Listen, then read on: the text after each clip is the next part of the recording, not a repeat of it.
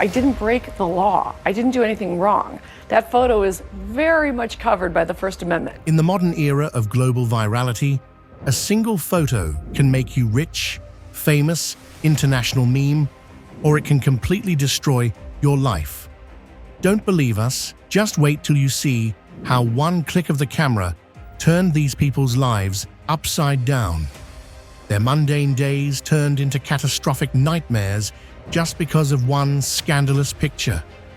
An Italian politician turned trafficker, a sandwich that ruined a political career, a selfie that cost a beauty queen her passport, and best of all, Justin Trudeau's blatant racism. These photos exposed it all. So sit tight and witness the downfalls caused by mere pictures. Shane Gibson's steamy affair.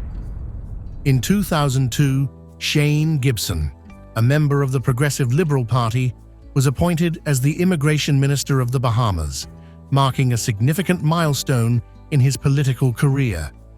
However, his tenure took an unexpected turn in February 2007, after the death of the famous model Anna Nicole Smith. The publication of photographs showing Gibson and Smith embracing in bed, fully clothed, ignited a firestorm of controversy. While the images did not depict anything overtly inappropriate, the timing and context raised suspicions, particularly regarding the expedited process of Smith's application for permanent residency in the Bahamas. The photos, which captured an intimate but not compromising moment between Gibson and Smith, were enough to fuel rumors and questions about the nature of their relationship. The controversy quickly escalated and the pressure on Gibson mounted. Amid the speculation and public outcry, Gibson resigned from his position as Immigration Minister, seeking to put the matter behind him. In his resignation statement, Gibson denied any wrongdoing and expressed regret for any offense his actions may have caused. He apologized for any perceived mistakes or misjudgments and explained that his decision to step down was made in order to allow the government to move forward without distractions. Though he maintained his innocence, the scandal left a significant mark on both his political career and the public's perception of his time in office. But the story of political downfall and scandal doesn't end with Gibson.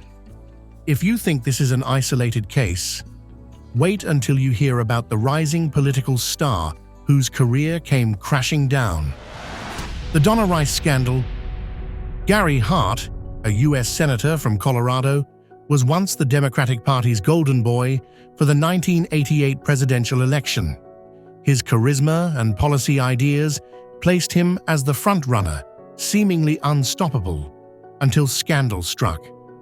As Hart's campaign gained momentum, whispers of an extramarital affair began to circulate. Undeterred, Hart boldly challenged the media, declaring, "Follow me around. I don't care. I'm serious. If anybody wants to put a tail on me, go ahead. They'll be very bored." But this defiance would prove to be his undoing. Before Hart's audacious dare, reporters from the Miami Herald had already been investigating. They had spotted Donna Rice, a former beauty queen, leaving Hart's townhouse. Their story hit the press the same day Hart issued his challenge, igniting a media frenzy. Hart denied the allegations, claiming the reporters couldn't prove when or why Rice was there. 2 days later, the final blow came: a photograph of Rice sitting on Hart's lap aboard a yacht ironically named Monkey Business. The National Enquirer plastered the image across its pages, turning Hart's campaign into a spectacle. Within 5 days, Hart withdrew from the race, his political career in tatters. The fallout extended beyond Hart. Donna Rice became a household name for all the wrong reasons. She lost her job as a pharmaceutical marketing representative and refused offers to profit from the scandal, including a Playboy appearance. Instead, Rice chose to rebuild her life privately, later becoming an advocate for online safety. Comedians fall from grace. In 2017, Kathy Griffin, known for her sharp wit and fearless humor, committed a career-altering misstep that would haunt her for years. In a photo shoot, she posed with a fake severed head resembling President Donald Trump, attempting to make a provocative political statement. However, what Griffin intended as a critique of the political climate quickly spiraled into a massive scandal. The image sparked immediate and intense backlash, and Griffin found herself at the center of a national controversy. Public outrage erupted almost instantly. Griffin, once celebrated for her boundary-pushing comedy, now faced widespread condemnation. Despite issuing a tearful apology saying, "I beg for your forgiveness. I went too far. I made a mistake, and I was wrong. The damage was already done." Her apology was met with skepticism and little forgiveness. The fallout was swift and severe. Griffin's professional engagements were swiftly cancelled, including her role as the co-host of CNN's New Year's Eve special, a position she had held for years. Hollywood blacklisted her, and she found herself unable to secure major gigs. As the backlash continued, Griffin attempted to defend herself, including publicly rescinding her apology and claiming she was a victim of political persecution. Unfortunately, this only further distanced her from her former supporters and fans. Politician by day, Madame by night. Nicole Manetti, an Italian politician, saw her career irreparably altered in 2011, not due to her political decisions, but because of her appearance. Before that year, she was relatively unknown. But when her looks garnered attention, and she was labeled as one of the world's most attractive politicians, the focus shifted dramatically from her political work to her image. This newfound fame quickly spiraled into scandal. As her popularity grew, the public began to scrutinize her life, uncovering disturbing details. It was revealed that Manetti had played a role in facilitating women for the infamous Bunga Bunga parties hosted by then Prime Minister Silvio Berlusconi. These parties, widely known for their illicit activities and controversial nature, sparked a massive public outcry. The scandal intensified, and Manetti faced serious legal repercussions. She was arrested, sentenced to 7 years in prison, and permanently banned from holding any public office. Many believe that if Manetti's photos had not gone viral, the darker elements of her life would have stayed hidden. Instead, the media spotlight exposed these unsavory details, causing the collapse of her political career. What had once seemed like a promising future was shattered by a combination of her unintended celebrity and the subsequent scandals, marking a dramatic end to her rise in Italian politics. A joke gone too far. Al Franken's fall from grace in late 2017 stunned both his supporters and critics. A former comedian turned US Senator, Franken had built a reputation as a champion for women's rights and a vocal advocate for taking allegations of misconduct seriously. However, the national reckoning of the #MeToo movement swept him into its storm, making him an unexpected casualty of the very principles he had defended. The controversy began when broadcaster Leanne Tweeden accused Franken of inappropriate behavior during a tour in the mid-2000s. Her account included a damning photograph. Franken, grinning, appeared to be pretending to grab Tweeden's chest as she slept. Though Franken attempted to downplay the image as a misguided joke, the visual evidence was too stark to dismiss. The fallout was swift. As Tweeden's allegations went public, additional women came forward with accusations of misconduct, ranging from inappropriate comments to unwanted advances. Franken initially resisted calls to step down, issuing apologies and expressing regret. Yet the mounting pressure from both sides of the political aisle left him with little choice. In December 2017, Franken announced his resignation from the Senate, cutting short what many had seen as a promising political career. The sandwich that killed a career. Ed Miliband, the leader of Britain's Labour Party from 2010 to 2015, was seen as the man to challenge Prime Minister David Cameron. The polls were in his favour and victory seemed possible. That is until the infamous bacon sandwich incident derailed his campaign. It all began innocently enough. Miliband was in Covent Garden, London, grabbing a quick bite when a photographer captured him eating a bacon sandwich. On the surface, it seemed harmless. However, the image of Miliband struggling with the sandwich, his face contorted in an awkward grimace, quickly went viral. It became an instant meme, and the image of the Labour leader's messy lunch stuck with the public. As the election neared, the photo resurfaced, haunting him at every turn. Tabloids, particularly The Sun, seized on the opportunity, splashing the unflattering image across front pages just before the general election. Instead of focusing on Miliband's policies or plans, the media fixated on the relentless stream of bacon-related jokes. The whole thing escalated to such absurdity that many commentators even suggested that the sandwich moment cost him the election. It wasn't just a political setback. It was a crushing defeat that reshaped the landscape of British politics. The power of an awkward moment in the public eye cannot be underestimated. Political misstep. Anthony Weiner's story stands as a cautionary tale for anyone navigating the world of public life. A prominent congressman from New York in the early 2010s, Weiner seemed poised for greater things. Known for his powerful speeches, he was even rumored to be a potential presidential candidate. But in an instant, his political career came crashing down due to a monumental lapse in judgment. In 2011, Weiner decided to send a private photo to a young woman. This wasn't just any selfie. It showed him in his boxer shorts. Unfortunately, he mistakenly posted the image publicly on Twitter for all to see. Upon realizing the mistake, Weiner quickly deleted the tweet, but it was too late. Conservative blogger Andrew Breitbart had already taken a screenshot, and the story quickly spread across the media.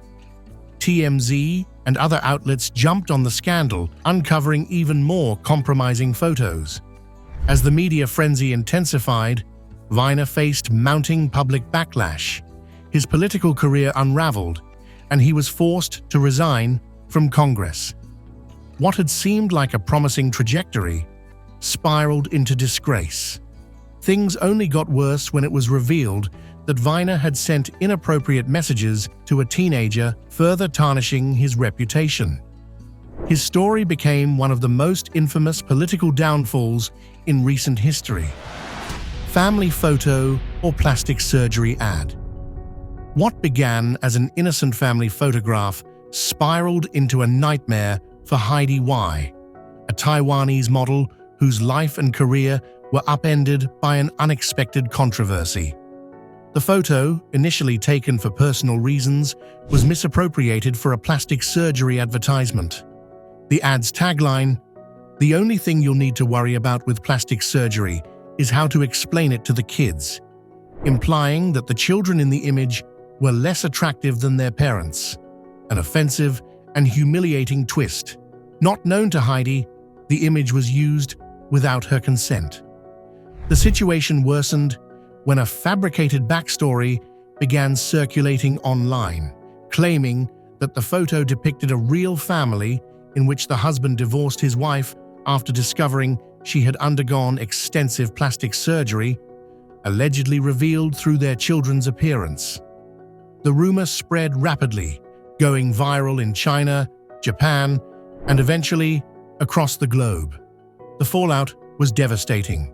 Friends, family, and even Heidi's fiancé were fooled by the fabricated narrative, leading to strained relationships. Professionally, the model's career took a sharp downturn. Modeling agencies, swayed by the false claims, believed she had undergone plastic surgery and refused to work with her.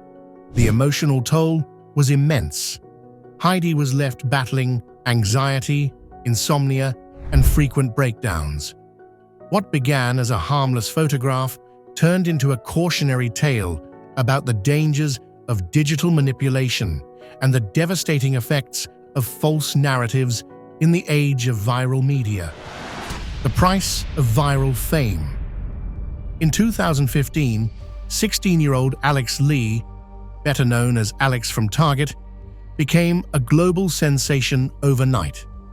A customer at the retail store snapped a photo of him bagging items, captivated by his good looks, and shared it online. Within hours, Alex was in the spotlight, a new internet heartthrob. However, what initially seemed like a dream opportunity quickly turned into a nightmare that would alter his life forever. At first, Alex embraced his newfound fame. He starred in commercials. He appeared on The Ellen DeGeneres Show. He even toured with other viral stars. Yet the adoration didn't last. The internet's love for him turned into ridicule. Memes mocked his appearance. He and his family faced online harassment. Alex's private info was leaked, exposing him and his loved ones to threats. Obsessed fans bombarded his girlfriend with hate messages, while trolls targeted his family. The pressure took a heavy toll. Alex's mother, devastated by the hostility, tearfully recounted the ordeal in an interview. Alex himself struggled to cope with the sudden and toxic fame. Unable to cope with the strain, he dropped out of school. He also deleted his social media accounts in a desperate attempt to reclaim his life. What began as a fun internet fad left Alex wanting anonymity and peace. The cost of a selfie. Miss Iraq's story. A single photograph can carry unintended consequences, as Sarah Idan, Miss Iraq, learned in a harrowing way. During the 2017 Miss Universe pageant, Idan took what she believed to be a simple selfie with Miss Israel, accompanied by a caption advocating peace and love. However, this innocent gesture sparked outrage across the Arab world, where relations with Israel are contentious. Idan faced accusations of betraying her homeland and abandoning the Palestinian cause. The backlash escalated to such an extent that her family received death threats, forcing them to flee Iraq. Under pressure from Iraqi authorities, Idan was urged to delete the photo and apologize. Yet she refused to compromise her message of peace. "I'm Sarah Idan, Miss Iraq 2017, she later declared, standing firm in her belief that unity should prevail over division. However, her courage came at a steep cost. Her reign as Miss Iraq ended abruptly. She could not return home, as she could not renew her Iraqi ID. Idan's story underscores the heavy price of standing for ideals in the face of entrenched political tensions. Her act of kindness and hope for peace turned into a battle for personal safety and identity. But what happens when controversy shifts from politics to individuals? They may exaggerate for personal gain. Let's delve into a story that unveils the darker side of human ambition. Bow Wow's social media gaffe. In May 2017, rapper Bow Wow found himself at the center of a social media storm after a failed attempt to showcase a luxurious lifestyle. The drama began when he posted a photo on Instagram. It showed a sleek private jet parked next to a luxury car. It implied he was about to take a high-end trip. The image seemed to capture a celebrity's glamorous life. Fans initially admired it, but the facade didn't last long. Hours later, a fellow passenger took a picture of Bow Wow in economy class on a commercial flight and shared it online. Social media sleuths quickly connected the dots. They traced the private jet photo to a stock image on a VIP transport company's website. The revelation exposed the post as an elaborate attempt to deceive his followers. What followed was a frenzy of online ridicule. The hashtag #BowWowChallenge went viral. Users mocked him by staging exaggerated fake scenarios. The incident turned into a cultural phenomenon, but for Bow Wow, it came at a personal cost. Fans accused him of being disingenuous, and his credibility took a significant hit.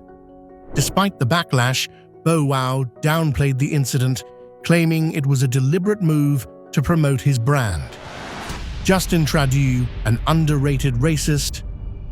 In 2001, a 29-year-old Justin Trudeau was working as a teacher in Vancouver. During an Arabian Nights-themed party at the private school where he taught, Trudeau dressed as Aladdin, complete with brownface makeup. The photo, which surfaced years later, would come to define a pivotal moment in his political career. The image, first revealed in 2019, ignited a media firestorm. As Canada's Prime Minister, Trudeau found himself in the global spotlight, not for his progressive policies, but for an act he now admits was deeply racist. In a heartfelt apology, he confessed, "I didn't think it was racist at the time, but I now recognize it was racist, and I am deeply sorry." During his apology, Trudeau admitted to another instance of wearing blackface. It was in high school that he performed the Jamaican folk song Day-O. The revelations shook his political standing. Critics accused him of hypocrisy, given his advocacy for multiculturalism and anti-racism policies, while supporters wrestled with reconciling the progressive leader with these troubling incidents. Yet Trudeau weathered the immediate fallout, narrowly winning re-election in 2019. Now, in 2024, Trudeau is reflecting on his legacy. He is also considering resigning from politics. Though he has continued to champion progressive causes during his tenure, the controversy surrounding the photos remains a stain on his career. Michael Dukakis and the tank. In the 1988 presidential race, Democratic candidate Michael Dukakis faced a daunting challenge against former President George Bush, particularly regarding perceptions of military strength. To counter this narrative, Dukakis staged a photo op. He hoped it would be powerful. He rode in a military tank to show his readiness as a potential commander-in-chief. The outcome, however, was far from what he intended. Clad in an oversized helmet, Dukakis grinned broadly while being driven around in the tank. Instead of projecting strength, the image became an emblem of ridicule. The Bush campaign used the footage in a commercial. It mocked Dukakis and raised doubts about his military record. The incident had lasting repercussions. Bush went on to decisively win the election, while Dukakis's tank moment became a cautionary tale in political strategy. Advisors and political consultants often warned candidates to avoid a Dukakis in the tank moment. It's a disastrous, ill-conceived photo op that backfires. The Wall Street Journal even dubbed it the worst photo op in the history of presidential campaigning. Decades later, the memory of Dukakis's tank ride lingered. In 2019, President Donald Trump mentioned the incident. He was discussing his idea of riding in a tank. He reconsidered after recalling Dukakis's blunder, Krystal Ball, and a reindeer. In 2010, 28-year-old Krystal Ball emerged as the Democratic nominee for Congress in Virginia. Her campaign, focused on progressive ideals and change, soon faced an obstacle when private photos from 6 years ago surfaced online. The images, taken at a party, depicted Ball with her then-husband, who wore a reindeer-themed prop on his face. The photos went viral after being shared by Republican bloggers. They sparked both ridicule and debate. The incident quickly overshadowed her campaign.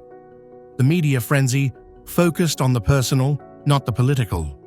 Despite the intense scrutiny, Ball refused to let the controversy define her. She lost the election to incumbent representative Rob Whitman, but it gave her a platform to address broader societal issues. In a powerful opinion piece for HuffPost, Ball reflected on the challenges women face when entering public life, especially in the digital age. "I realized that, like my photos, racier ones would become public when my generation's women run for office," she wrote. Her words highlighted the double standards and invasive scrutiny that harm women in politics. Rather than retreating into obscurity, Ball transformed the incident into a catalyst for her next chapter. She shifted to advocacy and commentary. She became a prominent voice for transparency, gender equality, and accountability. The forgotten witness. The haunting photo of Robert F. Kennedy's assassination is now an indelible image of American history. Yet the story of the young man cradling Kennedy's head in those tragic final moments is less widely known. On 5 June 1968, at the Ambassador Hotel in Los Angeles, a historic moment unfolded. A 17-year-old Mexican busboy, Juan Romero, became an unwitting participant in it. Romero had been a devoted admirer of Kennedy. He eagerly shook his hand just before gunfire erupted. Amid the chaos, people screamed and scattered. Romero stayed behind, cradling the senator's head and trying to comfort him. The iconic photo of this act of humanity quickly spread worldwide. It immortalized Romero in a moment of unimaginable sorrow. However, the attention Romero received was far from sympathetic. Instead of being praised for his courage, he faced baseless accusations. Letters poured in, accusing him of being complicit in Kennedy's death. Some went so far as to suggest that Romero, rather than Kennedy, should have taken the bullet. These cruel, irrational accusations weighed heavily on the teenager. He had only wanted to help. The emotional toll on Romero was profound. He came from a modest background. He had hoped for a quiet life, but the relentless scrutiny and guilt haunted him. He felt inadequate. He believed he could have done more to save Kennedy. Overwhelmed, Romero moved often to escape the notoriety and find peace. But the trauma of that night haunted him for decades, burdened behind an iconic photograph. Many of you may recognize the famous photo of Marines raising the American flag on Iwo Jima in World War II. This image, immortalized in history books and films, symbolizes heroism and resilience. However, the real story behind the men in this snapshot reveals a much darker side. The photograph captures 6 men hoisting the flag, but 3 of them tragically lost their lives in subsequent battles. The survivors had to face their own challenges. Their struggles were overshadowed by the image's larger-than-life symbolism. Ira Hayes, a Native American Marine, became an unwilling icon of American heroism.